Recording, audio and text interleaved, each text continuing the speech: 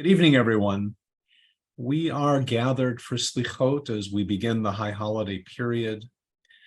And for Jews around the world, it's a time of reflection, a time to examine our deeds from the past year and reflect on how that impacts our relationship with God, and to engage on the path of tshuva, to find our way back to the Almighty and ultimately to ourselves, to work to become the person that God wants us to be.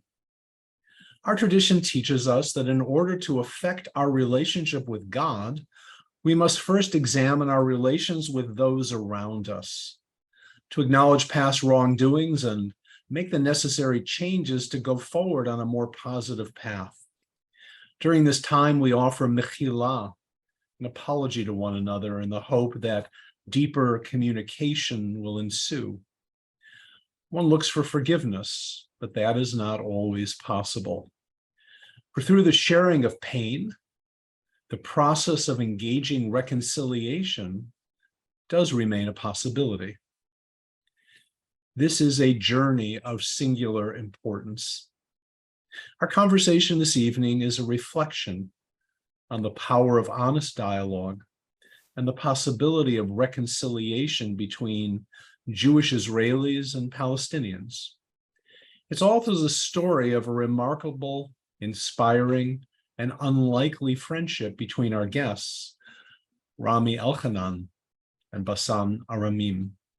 So let me tell you just a little bit about them. Rami Elchanan is a seventh-generation Jerusalemite. He identifies himself as a Jew, an Israeli, and before everything else, a human being.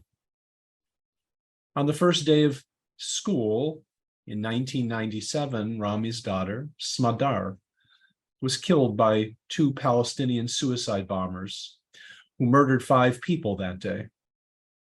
Soon after, Rami joined the parent circle and speaks before Israeli, Palestinian, and international audiences.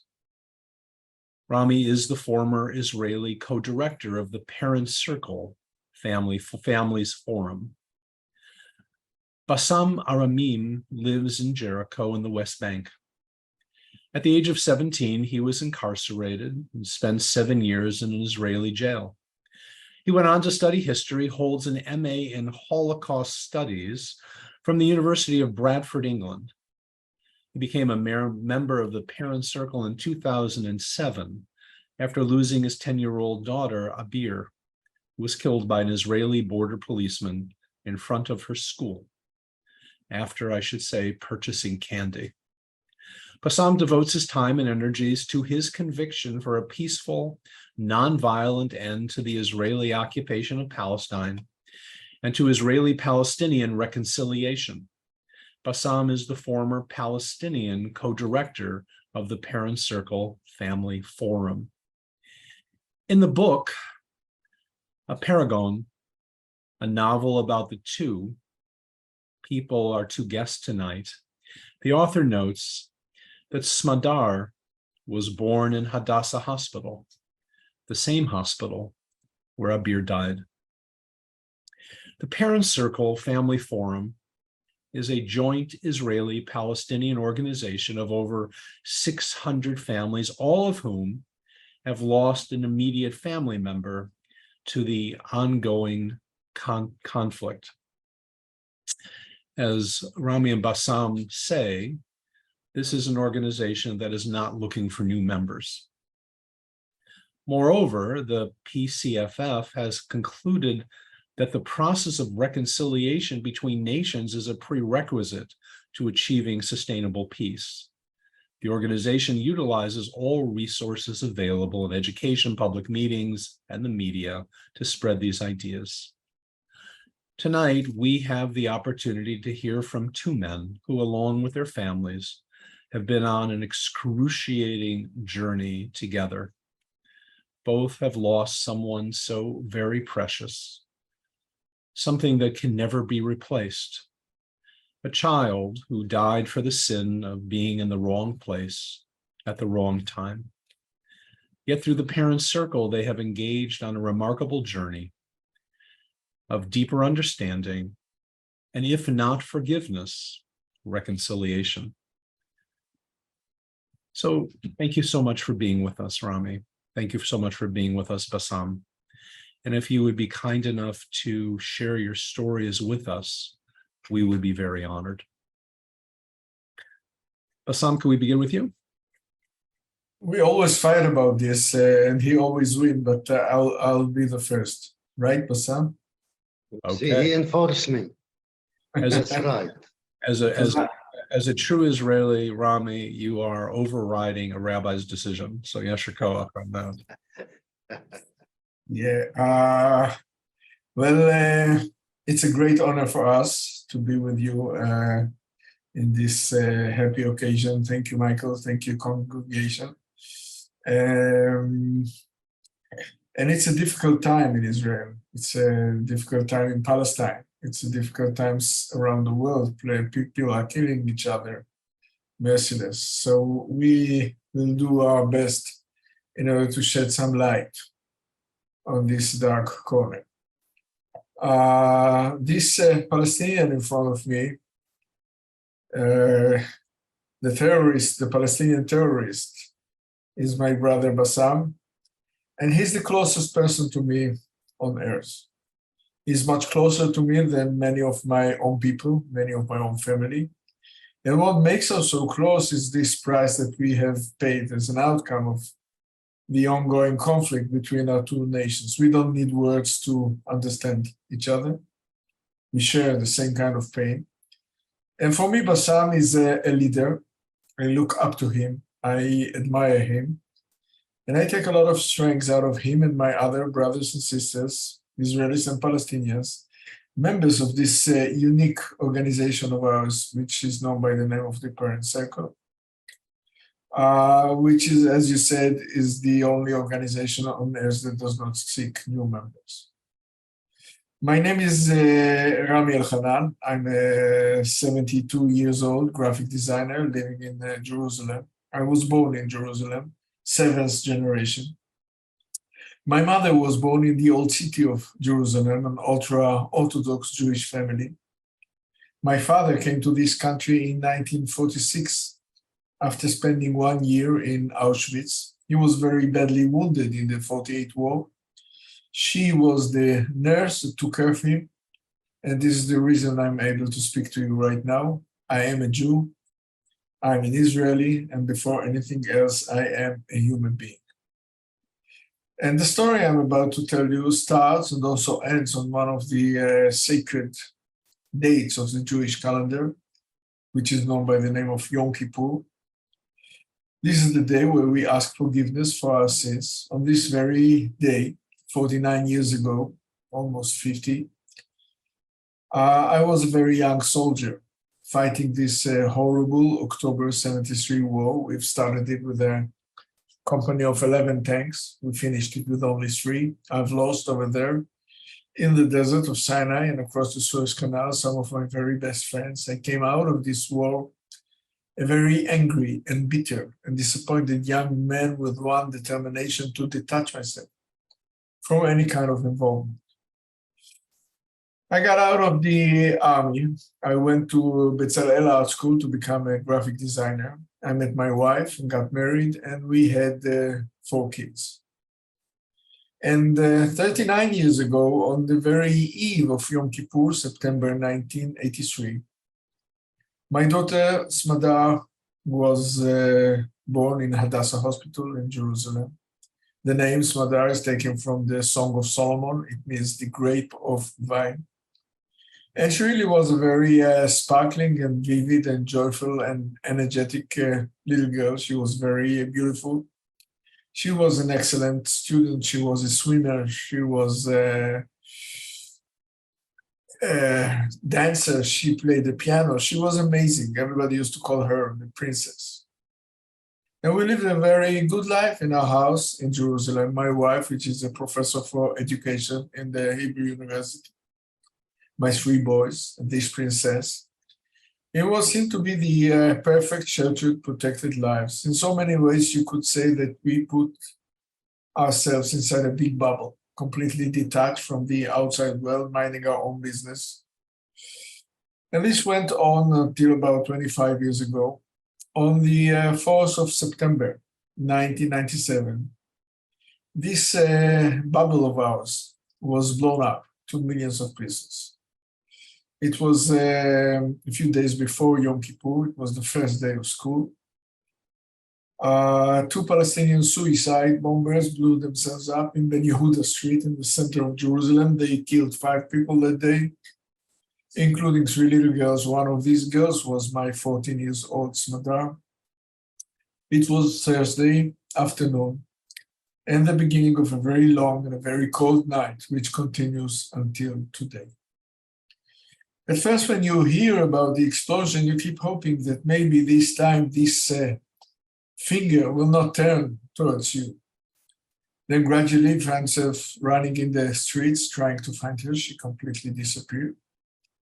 And you go from hospital to hospital, from police station to police station, many long, frustrating hours, until eventually, very later that night, you find yourself in the morgue in Abu Kabir, and this finger is stuck right between your eyes, and you see this sight which you will never ever be able to forget for the rest of your life. And then you come back home, the house is filled with thousands and thousands of people coming to pay respect, to offer condolences. These are the 7 mourning days, the Shiva, and you are kind of enveloped by these thousands of people in a very clever traditional way that is designed to ease your passage from one kind of life to another. On the 8th day, they go home. Suddenly you are left alone. You need to wake up. You need to stand up and face yourself. And you have to make a decision. What are you going to do now with this new unbearable burden on your shoulders? What are you going to do with this anger that eats you alive from within?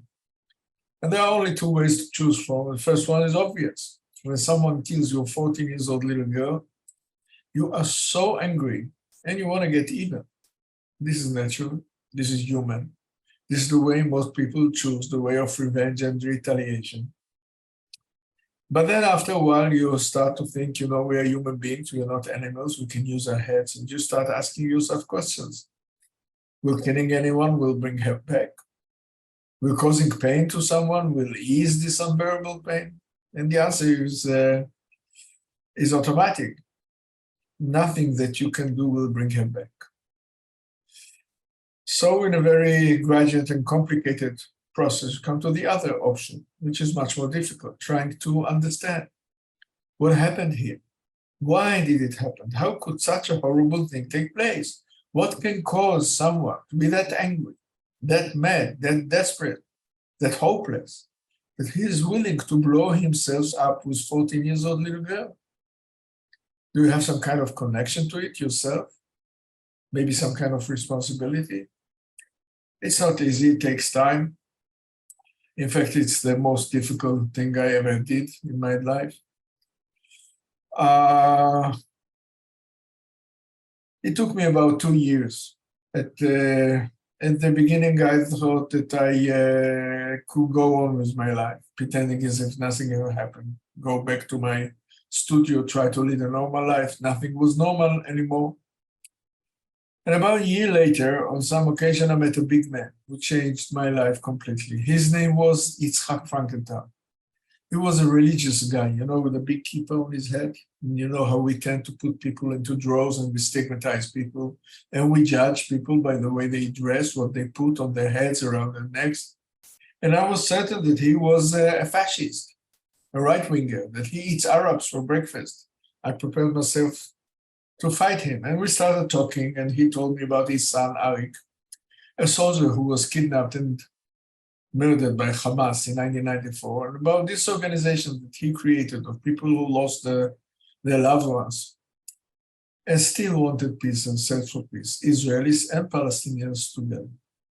And he invited me over to watch a meeting of this group of crazy people, and I got a little bit curious. I said, okay, I went to see. It was 24 years ago. I was standing aside, very detached and reluctant and cynical, as I always am.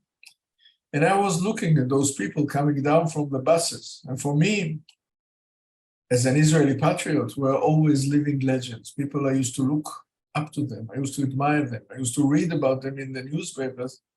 And I never ever thought that one day I will become one of them, people who lost their loved ones and still search for peace. And then I saw something else which was completely new to me. I saw the Palestinian bereaved families coming down from the buses, walking towards me, shaking my hand for peace, hugging me, crying with me, and I was completely shocked and deeply moved. You see, I was 47 years old at the time. And until today, I'm ashamed to admit it was the first time ever in my life I have met Palestinians as human beings, not as workers in the streets, not as terrorists, not as transparent people, as human beings who carry the same burden that I carry, who suffer like I suffer. And I was so moved. I remember seeing this old Arab lady coming down from the bus with this long black Palestinian dress. And she had a picture of a 6-year-old kid on her chest, exactly like my wife carried the name of our daughter Smadari on hers. I'm not a religious person, I'm afraid, especially in this neighborhood. And I have no explanation for what happened to me back then, 24 years ago. All I can tell you is that that moment on, until today, I devote my life to go everywhere possible, to talk to anyone possible, people who want to listen and people who will not listen, to convey this very basic, very simple message which says we are not doomed. This is not our destiny to keep on killing each other in this holy land of ours forever. And we can change it. And we can break it once and for all, this endless cycle of violence. And the only way to do it is simply by talking to each other, because it will not stop unless we talk. So this is what we do at the Parent Cycle. We have one common denominator, which unites us. We understand that this abnormal situation in which one people is dominating the other is the essence of our pain. We lost our children because of the ongoing Israeli occupation of the occupied territories. And we need to change that. And we need to make a difference. So we bang our heads against this very high wall of hatred and fear that divides these two nations today. And we put cracks in it, crack after crack. And through these cracks, a little light comes in. A little light can drive away a lot of darkness until we will put those walls down, because the alternative is too painful. And we have an enormous ally on our side, which is the power of our pain. You should know that the power of pain is tremendous. It's very much similar to the nuclear energy. And like this horrible energy, you can use it in order to bring darkness and destruction and death to people. And you can use it in order to bring light and warmth and hope. So we go around the country. We go from high school to high school.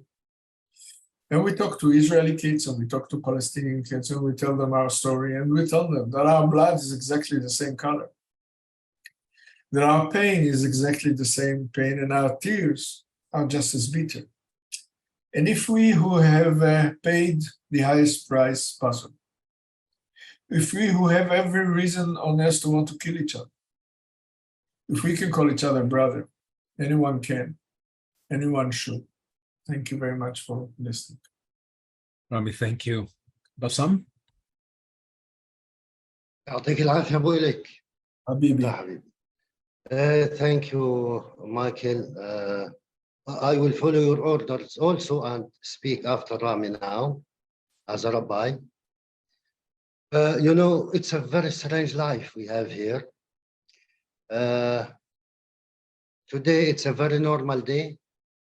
2 Palestinians have been killed in Jericho and Aqaba Jabal refugee camp. One of them 16 years old and the other 19 years old, which is a normal day. Yesterday, the Israelis released the killer of Muhammad Dawabsha, the kid, the baby, who burned them alive with his parents, 2 parents. Today he is free, they release him. It's very complicated. There is no justice, there is no humanity. But in the same time, just yesterday, the grandson of my sister fell in a well in Israel. He was working there, he's 20 years old. and a Jewish guy go to save his life. He cannot. Another Druzi one go to save his life. He failed. And a Christian guy come to save them. Unfortunately, the three of them pass away. Now you can see humanity. Like we are not enemies. We are brothers. We try to help each other, to save each other. It's totally crazy.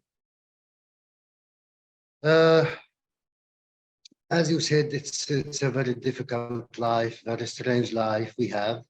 As you mentioned, I spent 7 years in the Israeli jails when I was 17 years old. Like most of the Palestinian kids in that time, you think you have no other option. You need to fight, you need to throw stones, or to be part of the resistance against those strangers who come to occupy your village or to control your life. We really don't understand politics. We don't understand to free Palestine and to create a Palestinian state in that time. We hate those soldiers because they are very brutal, very violent towards us. And we just want to be safe, which is push you to fight back without knowing why. So for that, I spent 7 years in the Israel jails when I joined a group of 5 kids at the age of 13. We tried to throw stones in the beginning, to write on the walls, to hold the flag, to raise the flag because they hated it. We don't know why. And at the age of 16, we find some old weapons in a cave with 2 grenades and other military materials that we don't know how to use it. But 2 of my friends throw the 2 grenades on the Israeli patrols, soldiers in our village near Hebron. And in that time, of course, no one killed, no one injured because they don't know how to use it in a professional way. And 1 year later, of course, they catch us and we went to jail. And the first one get 21 years in jail, 19, 15, 14, and I had 7 years. From the beginning, I learned in jail that if you know your enemy, you can defeat him or win over him or kill him. If you only hate him, you will kill yourself. So in fact, I want to know my enemy in order to know how to kill them or to defeat them. So I start to study Hebrew to know how to kill Rami in that time. You know, it's not personal, brother. After like short time, by chance, I watch a movie about the Holocaust. And I believe you heard about the Holocaust. For me, I know someone called Hitler, just the name I don't know from where is Hitler, who killed 6 million Jewish people, but it's a big lie. Means you don't need to think about it. And even for a kid like me, 6 million, it's something I cannot, imagine. So in fact, I understand this movie is about Hitler and the Jews. And in fact, I want to enjoy, I feel in that time, to see this movie, to see how this great Hitler beat them, kill them, arrest them, because I am in their jails and they are my enemy. What happened suddenly after a few minutes, I found myself crying. It's sympathy with those innocent people. It was too much for me. I don't believe that they are human beings, can do the same to other human beings. I say to myself, it's just a movie because nothing like this in the reality. It's a long story, but I decide that I want to know more about this big life. It's really happened or it's just a movie, which led me after many, many years to make my master's degree about the Holocaust in Bradford University in the UK. Then after that, of course, I start to visit death camps in Germany. But it was like a tool to know your enemy in order to know how to defeat them. Then you understand that if you know more, you act much better. If you don't know, briefly, you don't know. And you act what they educate you. For them, for the Israelis, the jailers, we are killers, we are terrorists. And for us, they are killers, they are terrorists, they are occupiers, they are not our example. We need to survive in order to continue our struggle to achieve freedom and justice to our people. This is how we deal with each other. So it's very difficult to broke us. You just become more determined to continue your way, your struggle against this enemy. Until I get released in 1992, after 7 years, I still believe in armed struggle as the only way to talk to those people. 93, suddenly we have peace, as you know, with Oslo Agreement for the first time between PLO and Israel. And I start to see the same ex-terrorists or the killers or the Palestinian prisoners. They became generals in the Palestinian security forces with American and Israeli rifles and guns. They became the Palestinian Authority, in fact, and they start to meet the Israeli generals who arrest them 15 to 20 years before as partners to negotiate peace. And for me, it was unbelievable. So I start to ask myself, so why I spent 7 years in jail? And why they didn't make this agreement 10 years before, 20 years before? At least I'm not going to be in jail with thousands, and at the same time, they will save thousands of lives of Israelis and Palestinians if they can make such agreement. Briefly, I support this agreement as the majority of the Palestinians and the Israelis in that time. In fact, after I discovered personally that more than 100 more years we are trying to kill each other, to defeat each other, and until now, Israel is not safe and Palestine is not free. There's more blood, more pain, more victims. So maybe through negotiations, we can achieve maybe peace. We need to change our way to achieve the same goal, the same thing. In fact, I start to be active in my society, in the Palestinian side, from the beginning. Then in the same year, I get married and suddenly I have 6 kids, which has occupied my life. And my goal was to protect those kids, to raise them up in a safe place, to educate them. Especially we are in a peace process. We have peace between the Israelis and the Palestinians. This is what I thought. And I'm not going to allow to my son to be in the Israeli jails for 7 years because he don't know or because he want to raise the flag. I am here. I know how to raise them up. In fact, in 2002 and 3, I hear in the Israeli media about the refuseniks, which is ex-Israeli soldiers and officers who refuse to serve in Palestine or in the occupied territories because they love Israel, because it's against the Jewish values, and it's because even the Zionist values, which is very strange for the Palestinians, you know, Zionist with values, it doesn't work for us. Who is those people? I wish to meet them to understand why they really refuse to serve in the army anymore. And by chance, in 2005, we have the first meeting between 4 Palestinians. I was one of them. Of course, they are prisoners with 7 ex-Israeli officers. Rami's son was one of them. This is how I get to know this noble enemy, Rami, in 2005 already. It was the most difficult meeting for each one of us, I believe. We were very brave just to meet each other and to talk to each other. We continued to meet for 1 year. We became 300 members. In the end, we discovered that we are the same. It means we want to kill each other to achieve the same thing. We want peace and security. Of course, each one from his point of view. Then we create this movement, which we call it Combatants for Peace. And our slogan was what Nelson Mandela says: if you want to make peace with your enemy, you need to work with your enemy. Then your enemy become your partner. And this was our goal, to prove that there is a partner on the other side. In the personal level, it was a personal thing for me to make this journey towards the other side, to understand who's the Jews, who's the Israelis, what's the difference between Jews, Israelis, Zionists, whatever. Why those people, how they receive us, how they look at us. At the same time, they need to learn about us, how we receive them, our education towards them, which is a long process.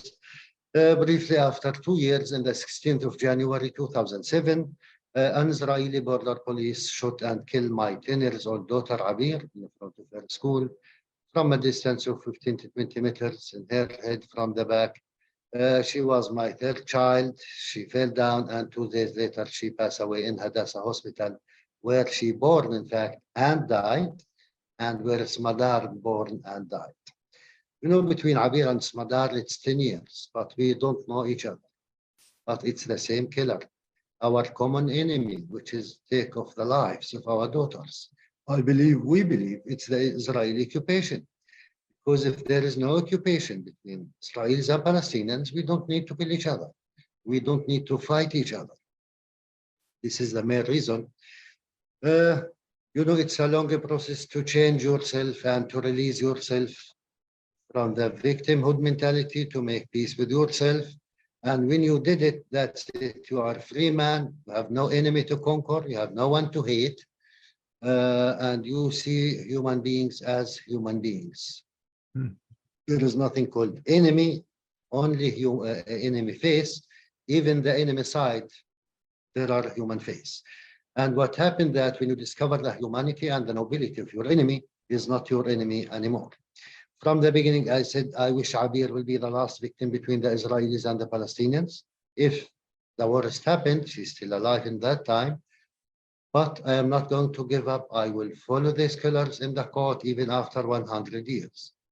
But unfortunately, the Israelis will close the file and they will say because lack of evidence. In fact, 2 days later, Abir passed away. After 4.5 years, the decision of the Israeli Supreme Court was the mother of Abir had the right to know the killer of her daughter, but because it's 4.5 years and because lack of evidence, we closed the file. It was on the TV, what I said, and the decision of the Supreme Court, we know this answer in advance before even we died. And this is what the Palestinians claim, that it's not a crime to kill a Palestinian in the Israeli system. Unfortunately, it's not written anywhere. But what they said that we never saw an Israeli soldier be punished because he killed a Palestinian at all, except one soldier 5 years ago in Hebron, because he had been filmed and there is a Jewish Israeli witnesses. So they sent him to jail for 9 months. In fact, I know where I live. For us, this is the normal thing. For the Israelis, some of them, they know. The majority, they have no idea. Most of the Jewish people, they have no idea what I am talking about. They're talking about only this democracy. In fact, after 3.5 years, I met the victim who killed my daughter in the Israeli court in Jerusalem. And while we are talking, I said to him that you are not a hero and you are not a warrior. You didn't kill the enemy or the terrorist. You just killed 10 years innocent girl. And you, if you are proud of that, you can enjoy your crime.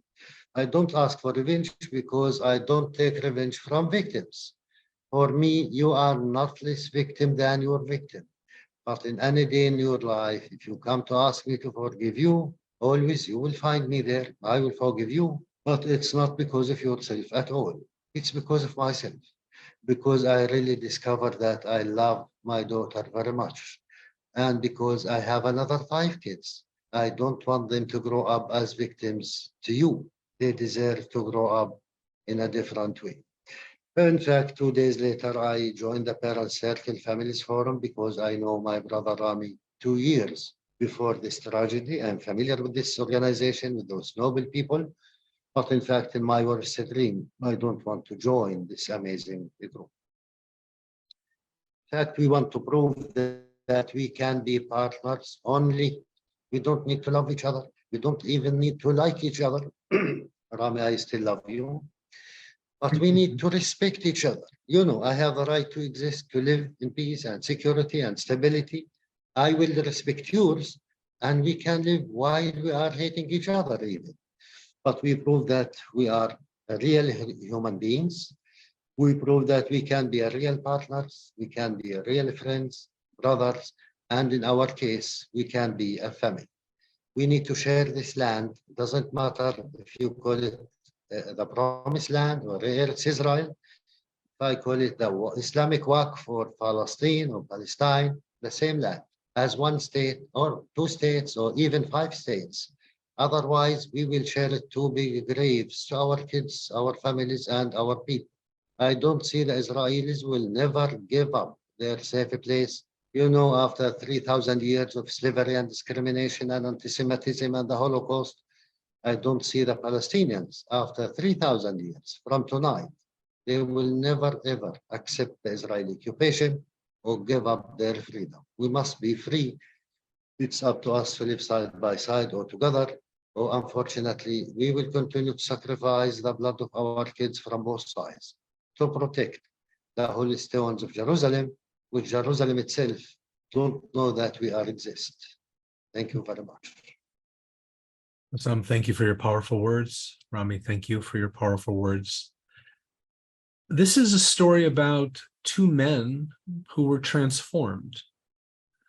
Rami, you tell the story of seeing an Arab woman come down from the bus with that picture of her child, and you related it to your own child, who you lost to a terrorist bomb. And Bassam, you talk about watching a film about the Holocaust that led you on a journey, and in other writings where you actually engaged with an ongoing conversation with an Israeli jailer.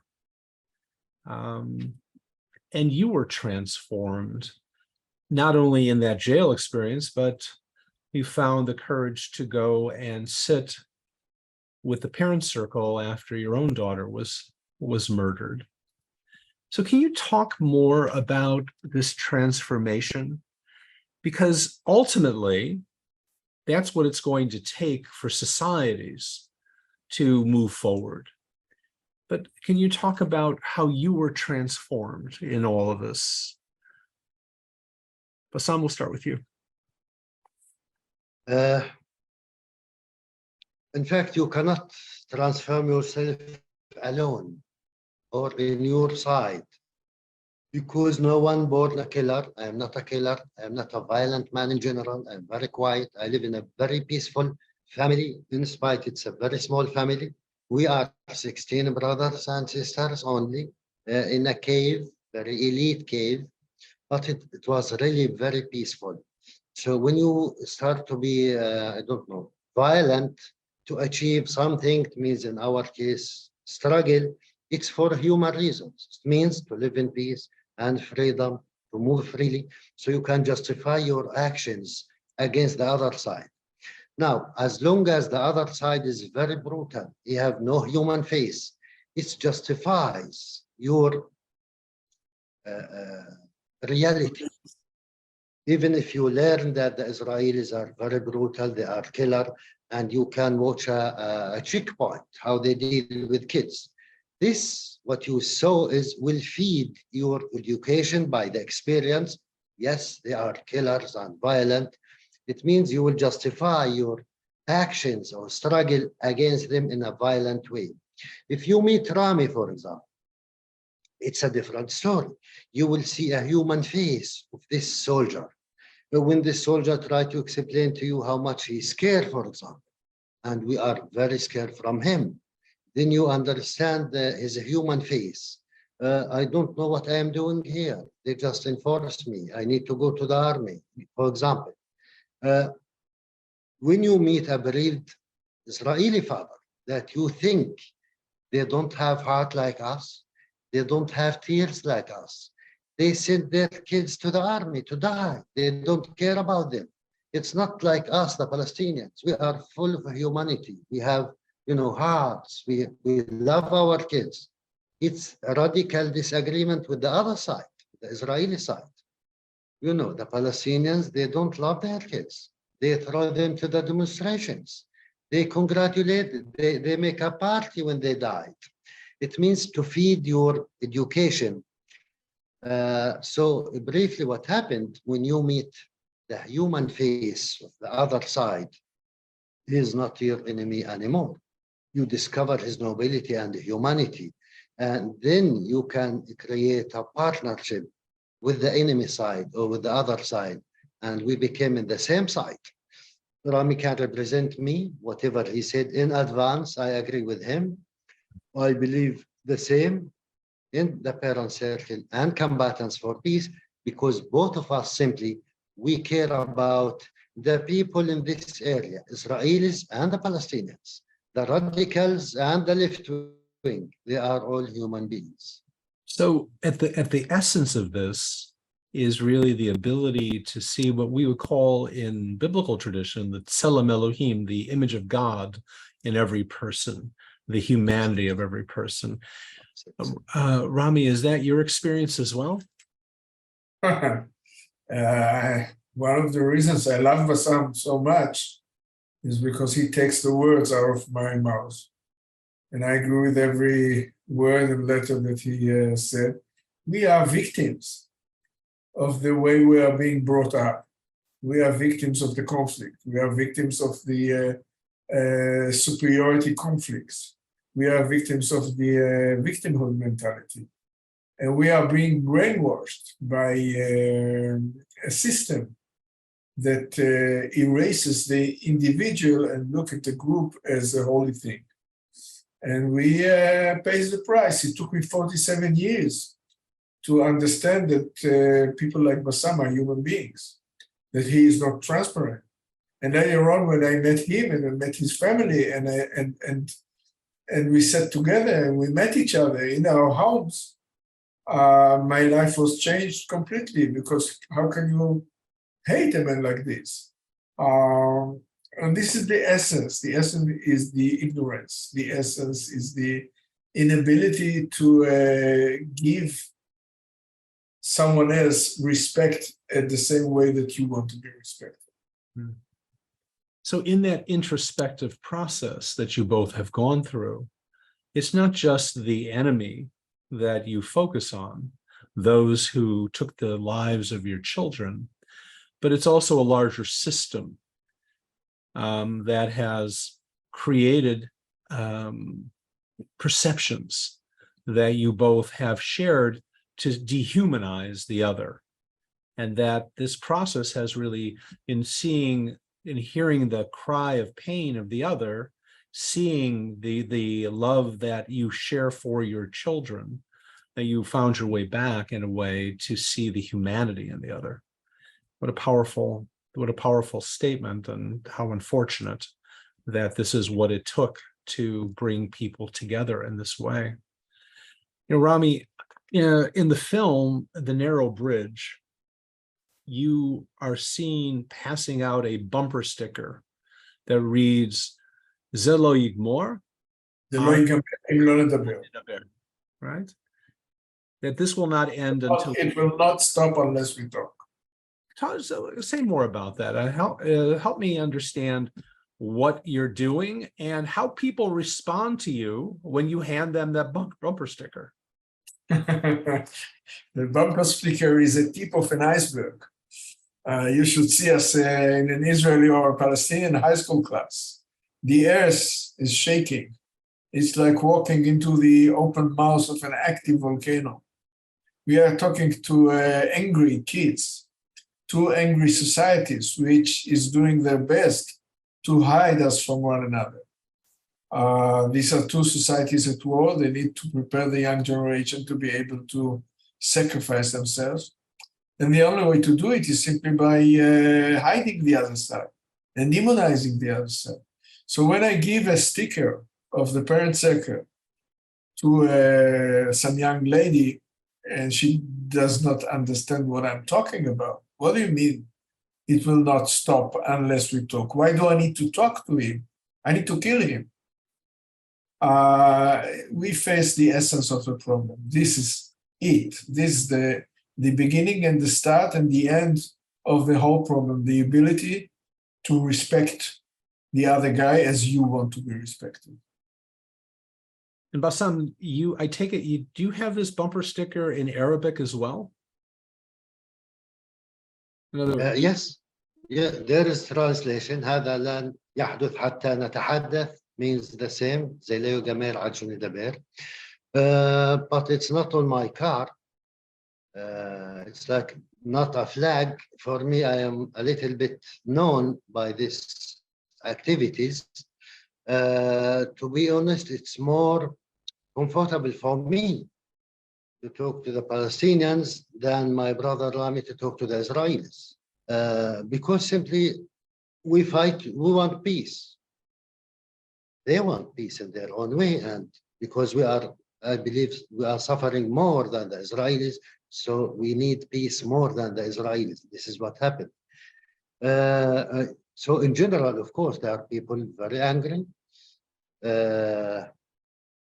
At least we are not in danger. They respect us. They listen to us. especially we have the right to talk. So it's up to us. We use this right to talk because we paid the highest price possible, because we are part of this community, from this country, from these people. And it's not a personal problem between Rami and the Palestinian people, or between me and the Israeli people. We are part of two societies. We care about both sides. So we want to explain to them our philosophy, our new, point of view. In fact, people listen to us, even the people who don't agree with us, but they respect us. This is what pushes us that we need to continue spreading our message, simply because we have no fear. Always I said that the war is already happened. It's matter of responsibility. We want to protect our other kids. We want to look into the eyes of our grandsons and daughters to say we did our best to achieve peace, even if we did it. This idea and the controversy of a bumper sticker is enlarged 100-fold with your Yom HaZikaron ceremony. For those of us who are joining us tonight, Yom HaZikaron is the most sacred day on the State of Israel's calendar. And it's a day to remember the fallen who died over the years in this conflict, in the wars of Israel, and those who died in the conflict. And the day is sacred to Israelis. Israelis go to the cemeteries. They have all kinds of ceremonies. And the joint memorial ceremony, which is organized by Combatants for Peace and the Parents Circle Families Forum, is the largest Israeli-Palestinian jointly organized peace event. And the joint memorial ceremony provides a unique opportunity for Israelis and Palestinians to grieve together and stand together in demanding an end to the ongoing violence. But people on both sides, both Israelis and Palestinians, call the attendees, those who go to these ceremonies, traitors, for even sitting with the other, much less listening to what others have to say. And they accuse each of you of disrespecting the blood of the fallen on both sides. So what do you say to them, Rami? What do you say? How do you respond to that? It's painful. It's very despairing, but it's our mission. As Bassam said, the worst already happened. And we need a reason to get out of bed in the morning. And the reason is to show our people, our societies, that there is another way. We are doing the joint memorial service for the last 17 years. The first event had 200 people in the audience. The last event this year was about 15,000 people in the audience, and more than 200,000 people watched it on the internet. It's a huge achievement, and we are very proud of it. And it's highly controversial. The Israelis telling us what you want us to remember those people who killed us in the buses, and the Palestinians tell us, well, they want us to remember those soldiers who killed us in checkpoints. And we say, no, we want to remember the victims of this situation, because this is the essence of. We need to understand that it will go nowhere. The other side will not fade away. The Palestinians will not go to the desert. The Israelis will not be in the sea. We are doomed to live here together. And the sooner we find a way to acknowledge each other, to respect each other, then these memorial days will be futile, and we won't need them anymore. Bassam? Yes, it's like a paradox. Can you imagine that the Germans and the French will go to the same ceremony to remember the victims from both sides? It's very difficult. Or the British and the Germans. And the people said, yes, it was like after many years. I said, we want to start now, because there is no difference between Abir and Smadar. Both of them are kids. And of course, there are like more civilians and kids from the Palestinian side. There are soldiers from the Israeli side.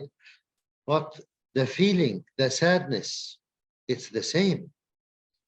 And this is what we want to say, that we share the same pain. It doesn't matter if your son is a criminal or whatever. As a parents, it's the same pain, and we share the same pain, and we share the same hope for the future. And we start as 200 people in the first year. Me and Rami were the main speakers. And last year, like, or even this year, 300,000 people online and 15,000, mainly Israelis in Tel Aviv and other places. It's very difficult, but it's kind of, for us that in this day, there is a place to remember the other side. Bassam, you started our conversation talking about the craziness of the times, the things that are just happening in the last few days. And it really points to kind of a larger issue. And so, Rami, we are living at a time when we have some of the most extreme people serving in significant positions in the Israeli government. And by the time of this broadcast, there'll have been more than 40 weeks in a row of protests with hundreds of thousands of people coming out. How do you respond to the moment in which we are living in right now as an Israeli, as someone, as a human being, as a Jew, as someone who has served in the Yom Kippur War, who has brought your children up in Israel? It's your home. And how do you understand this moment? Do you feel like that things are just spinning out of control? Do you think that there is hope in this moment? And Bassam, I'll ask you the same question, but Rami, tell me how you're responding to this moment.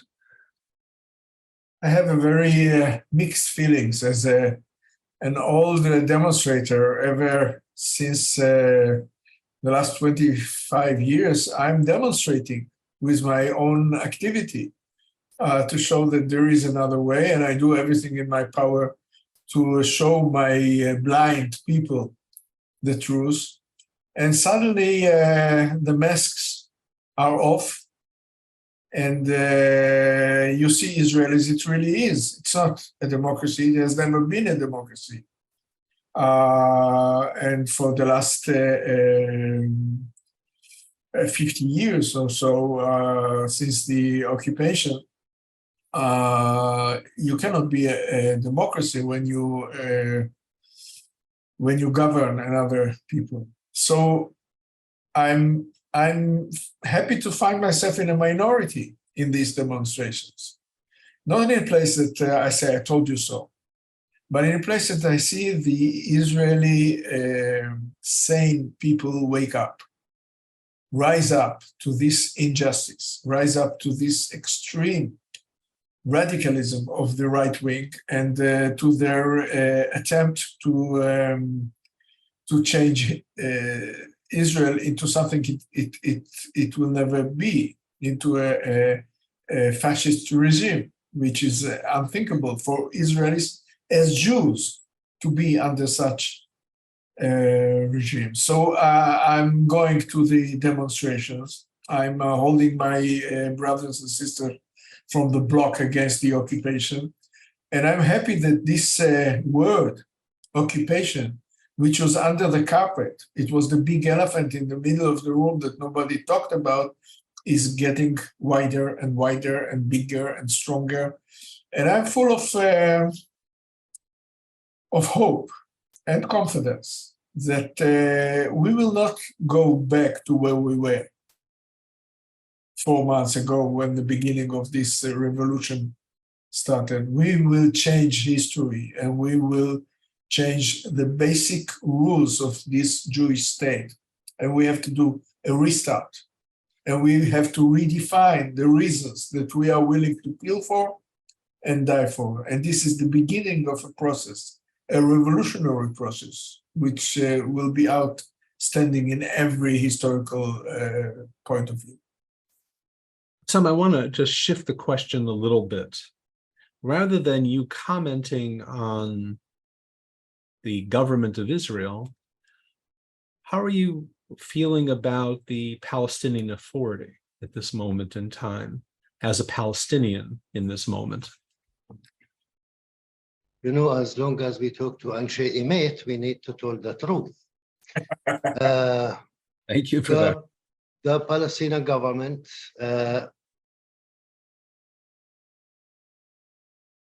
It's not really a government. it's not really a government, exactly.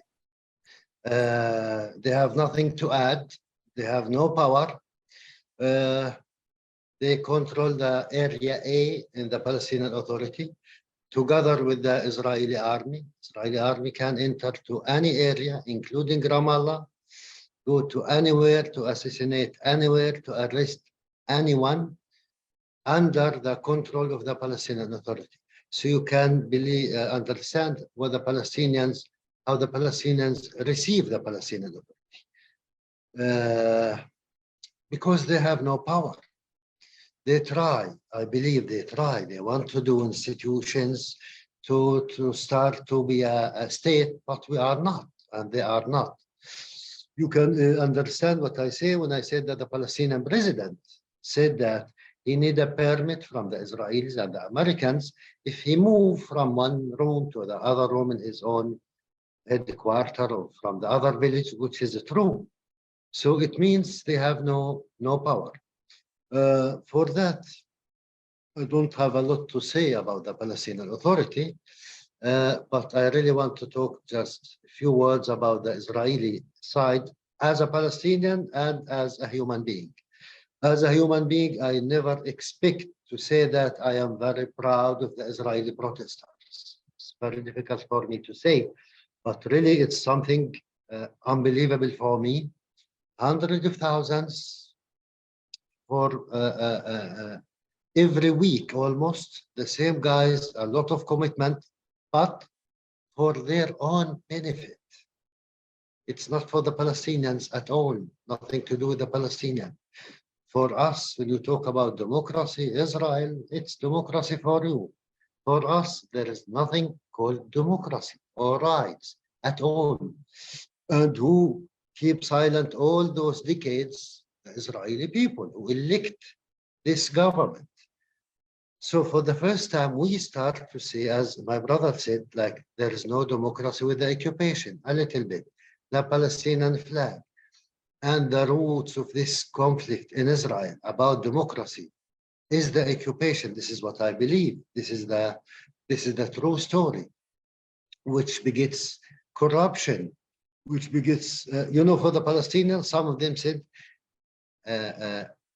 Itamar Ben-Gvir and Smotrich should be the prime ministers of Israel. They must be, because this kind of occupation, they deserve this kind of leaders. In spite, they describe them as gangs leaders or terrorists or fascists, whatever, but this is the situation.